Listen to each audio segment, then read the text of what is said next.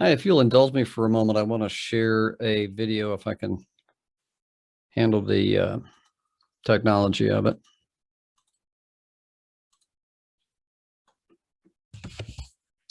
This is a situation that garnered some news a while back. Obviously, the camera's shaking from a cell phone. But what happened is officers were called to a report of a disturbance with a man with a knife. They attempted to follow him and get him to comply by dropping the knife with repeated commands. He continued to approach an area where a lot of other people were, including getting ready to go into the convenience store with the knife, and the officers employed deadly force to keep him from doing that. Now, there obviously was some, not obviously, just because it happens after every police shooting, there was criticism of the police with the idea that the officers should have de-escalated the situation. This idea about de-escalation has reached almost mythological proportions, because there seems to be an idea that if you just use the right technique, you could get somebody to calm down and stop doing whatever it is that they're doing. And that simply isn't true. There's some biology that goes along with that the officers may or may not be able to influence. Nobody can cause somebody else to think differently and respond differently. And so sometimes coercion and force is necessary. There certainly are better and worse ways to deal with somebody in crisis in terms of the emotional response of the individual either increasing or decreasing. I really don't like the term de-escalation that implies that the officers escalated a situation. And granted, the fact that a police officer, a number of police officers show up in uniform and maybe barking commands, that certainly does add to the potential tension. But I also want to know that many, many times I've shown up in uniform, people start behaving, they start realizing that there are consequences to the behavior. But the reality is that there's no magic formula. One of the problems in the police reform movement is epitomized by a recent law in Washington state that says if somebody is mentally ill or in mental distress, you can't use any force on them. That's causing tremendous problems already, because sometimes that is the reasonable thing to do. So first of all, it's interesting that particularly this Washington law, but also which also reflects the thinking of a lot of people who wonder why police are using force against people who are in distress, is that that particular law doesn't allow you to use physical force to restrain a person with a mental illness, because they don't trust the police to deal with them appropriately. But apparently they trust the police to make an instant diagnosis from a distance of this person being in a state of mental health distress. So it's not obvious, if you were going to determine whether somebody has a mental illness or whether they were in a high state of anxiety or something like that, there's certainly behavioral cues that all of us know from common sense, and certainly police officers know from dealing with people in distress on a regular basis, and they typically do very, very well at that. Is that a psychologist or psychiatrist would go through medical tests and a variety of interviews and a variety of paper pencil tests and assessment to come up with a diagnosis. A police officer rolling up on a man with a knife call does not have the luxury of all of that stuff. And yet we expect the officer to have some type of clairvoyance about what's going on in a person's mind.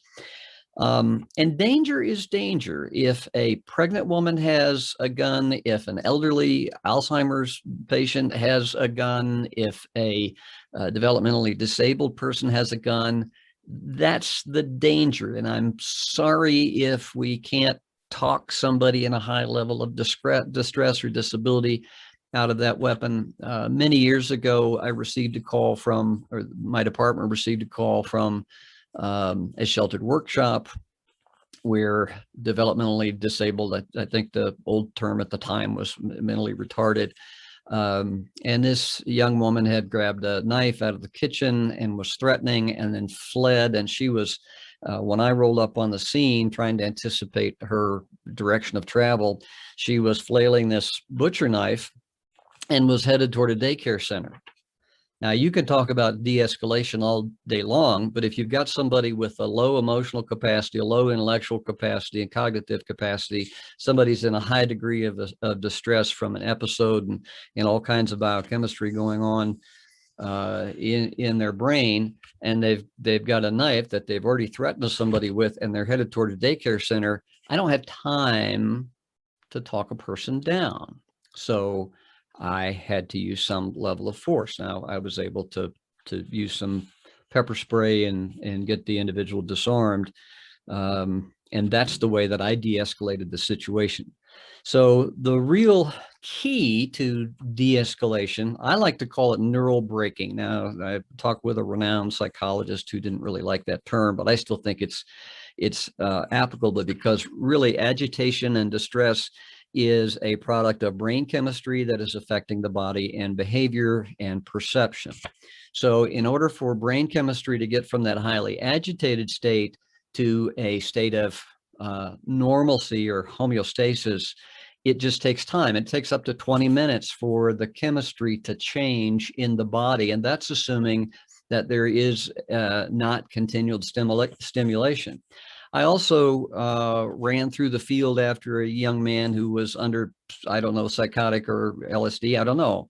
But he said that he was Jesus and I was Satan and he had to kill me.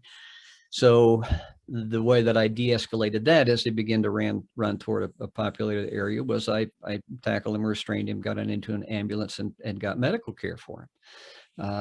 And that, I think that was all quite reasonable, but it may, under some modern day laws, be considered unlawful.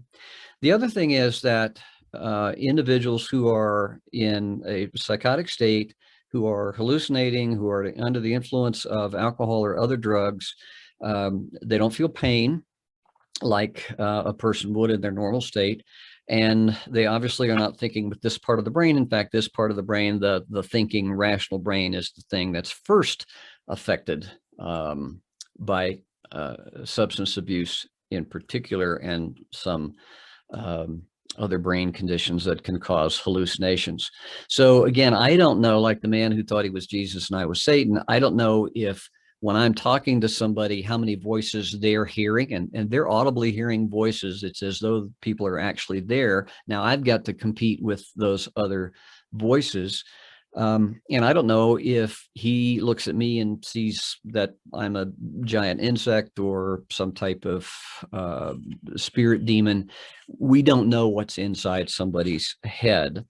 The other thing that's really, really important, is being completely overlooked by laws such as the one in Washington State, is that some of these highly agitated episodes are because of a physical problem that needs to be treated right away. In other words, if we just have a person, please go back into your house, and then, no crime, no foul, we're leaving the scene, that person may be in the process of dying, going into cardiac arrest, and really quick action in, if necessary, restraining a person and getting them care is a thing that can be life-saving and can get them into treatment, other than being forced to walk away or call a social worker who really is not going to have, and I'm not against social workers responding, co-responding programs, I've addressed that.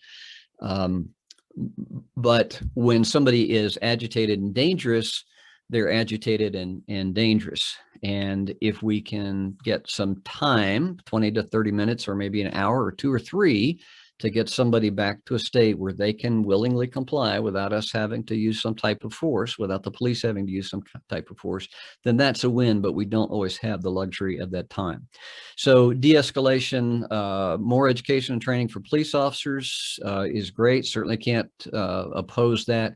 However, most officers do really well at dealing with those kinds of situations. And the public typically is perfectly willing to call the police and have them handle those situations. And as I said before, if the officers, if the dispatcher knows that this is a situation that's relatively calm, no weapons, no property destruction, no threats, no articulable imminent threats, then maybe you don't need an armed government agent responding. But when you do, you do.